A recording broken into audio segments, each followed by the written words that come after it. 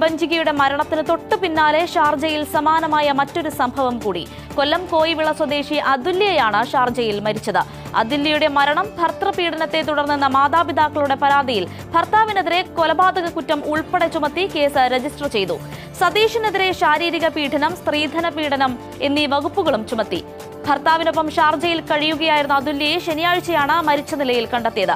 അതുല്യയെ ഭർത്താവ് ശാരീരികമായി ഉപദ്രവിക്കാറുണ്ടെന്നതിന്റെ തെളിവുകളും പോലീസിൽ ഹാജരാക്കി. അതേസമയം താൻ നേരിടുന്ന പീഡനം സഹോദരിയോട് കരഞ്ഞുകൊണ്ട് വിവരിക്കുന്ന അതുല്യയുടെ ഓഡിയോ ഇന്നലെ നീ വിളിച്ചു വെച്ചതിന് ശേഷം ഞാൻ അമ്മയെ വിളിച്ചിടി. അയാളെ ഉറങ്ങാനായിട്ട് കിടന്നു. ഞാൻ പറഞ്ഞില്ല, ഞാൻ അടുത്ത് മിണ്ടാത്തൊന്നുമില്ലായിരുന്നു. ഞാൻ താഴെ കിടക്കുമായിരുന്നു. അമ്മ ഞാൻ പുതപ്പ് മൂടിയ സംസാരിച്ച അമ്മയെടുത്ത് നീ പോയ കാര്യങ്ങളൊക്കെ അതിനാണ് ചവിട്ടി കൂട്ടി തന്നെ അയാൾക്ക് ഡിസ്റ്റർബൻസ് ആണ് ഉറങ്ങുന്നതിനെന്നും പറഞ്ഞു.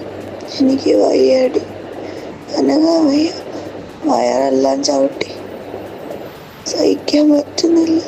ഇത്രയൊക്കെ കാണിച്ചിട്ട് അയാളുടെ കൂടെ തന്നെ അയാളുടെ കൂടെ നിൽക്കേണ്ടി വരുന്ന അവസ്ഥയാണ്. പറ്റുന്നില്ലടി.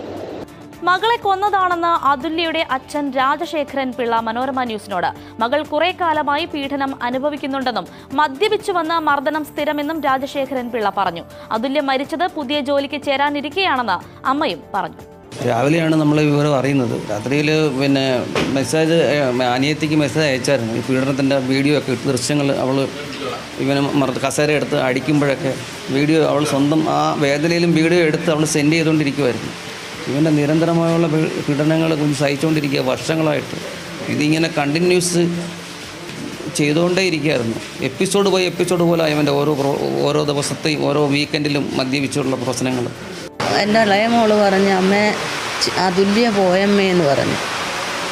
ഞാൻ പോയോന്ന് ചോദിച്ചാൽ ഞാൻ ചോദിച്ചാൽ എവിടെ പോയി?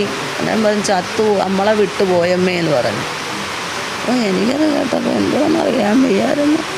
ഞാൻ പിന്നെ അങ്ങ് ഫോണങ്ങ് വെച്ച്, അവരും അങ്ങ് വെച്ച്. ഇത്രയും എനിക്കറിയാവും.